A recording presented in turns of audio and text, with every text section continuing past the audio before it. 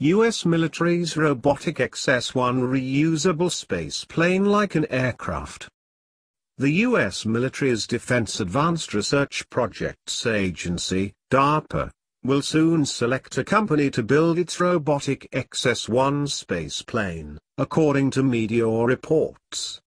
DARPA has entered the final stages of the selection process, in which it will ultimately choose one company to construct the spaceplane, Air Force magazine reported this week. In Phase 1 of the XS-1 program, DARPA awarded prime contracts to 3 companies, each of which will work with a commercial launch provider, Boeing, working with Blue Origin, Masten Space Systems, working with XCOR Aerospace, and Northrop Grumman, working with Virgin Galactic. However, the Phase 2 contractor won't necessarily be chosen from the 3 Phase 1 participants, according to the Air Force magazine report. The XS-1 spaceplane will consist of a reusable booster vehicle and an expendable upper stage. According to the DARPA website, the XS-1 program has 4 primary technical goals. 1. Fly 10 times in a 10-day period, to demonstrate efficient, aircraft-like access to space. 2. Fly fast enough to allow the use of a small, and therefore cheap, expendable upper stage. 3. Launch a 900-pound to 1,500-pound payload, to demonstrate a launch capability that could support both military and commercial missions.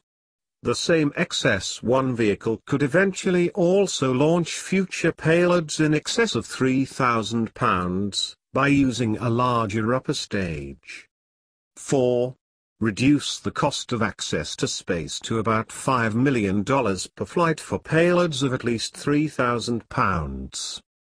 Structures made of advanced materials, cryogenic tanks, durable thermal protection, and modular subsystems would make possible a vehicle able to launch, fly to high speeds and then land in a condition amenable to rapid turnaround and launch with the next payload. Reusable, reliable propulsion would also be essential for a low-cost and recurring flight capability, DARPA officials wrote on the agency's website last year. Flight by 2020. If everything goes according to plan, the XS-1 could get off the ground just a few years from now. After down select, a critical design review would take place in 2018, and a series of flights could be made as early as 2020, Air Force magazine's John Terpak wrote in his story last week. One of the program requirements is to fly 10 suborbital or orbital missions in as many days, achieving space operations with aircraft-like frequency, DARPA said. If successful, a public-private partnership model of operating the vehicles could be adopted, DARPA documents show. Jess Sponable, program manager of XS-1 at DARPA's Tactical Technology Office, about the Air Force magazine report and projected timelines for XS-1 milestones. Absolutely, we are moving forward. But we never say so until it is a done deal, Sponable said. Leonard David is author of Mars, Our Future on the Red Planet, published by National Geographic. The book is a companion to the National Geographic Channel series Mars.